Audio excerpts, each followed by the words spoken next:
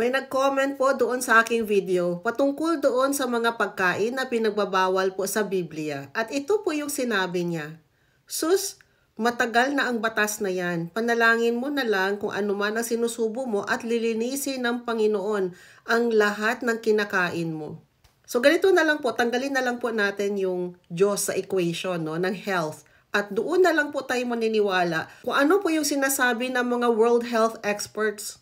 Alam niyo ba na major public health problem na po, hindi lang po sa Pilipinas, kung hindi sa buong mundo, ang tinatawag po na lifestyle diseases. Noong 2005 po, sabi po ng World Health Organization, ay 61% po ang namatay dahil po sa lifestyle diseases or chronic diseases.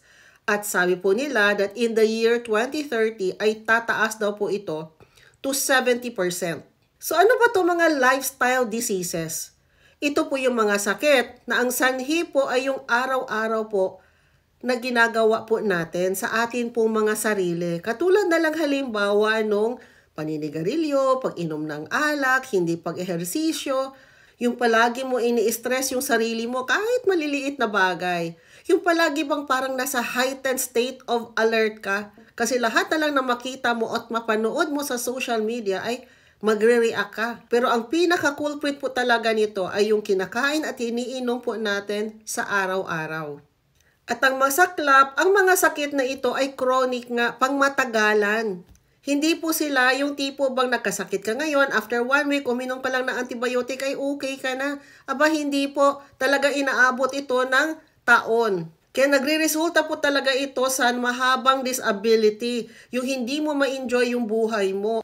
At hindi lang po yun, grabe po talagang economic burden nito sa atin pong pamilya dahil po sa mga gamot na iinumin po natin, sa mga laboratorio na ilang beses po nating uulitin. Siyempre, ayan yung pabalik-balik po tayo sa ating doktor. Yung palagi po tayong ma-admit din sa ospital. Siyempre, hindi pa kasama dito yung posibleng mawalan ka ng trabaho, mawalan ka ng hanap buhay, at yung mag-aalaga pa sa'yo. Ano-ano ba yung mga lifestyle diseases? Andyan po si diabetes, yung high blood pressure o tinatawag natin na si hypertension, obesity, metabolic syndrome disorders. Andyan po yung sakit sa puso o kaya yung stroke na ang sanhi naman ay yung pagkakaroon po ng bara-bara sa ating ugat o yung tinatawag natin na atherosclerosis. Chronic obstructive pulmonary diseases at ibang klaseng mga cancer at kung ano-ano pang mga sakit. Bakit ko ba nasabi sa isang vlog na kaya po nating pagalingin ang diabetes, ang hypertension o kung anumang sakit na meron po tayo?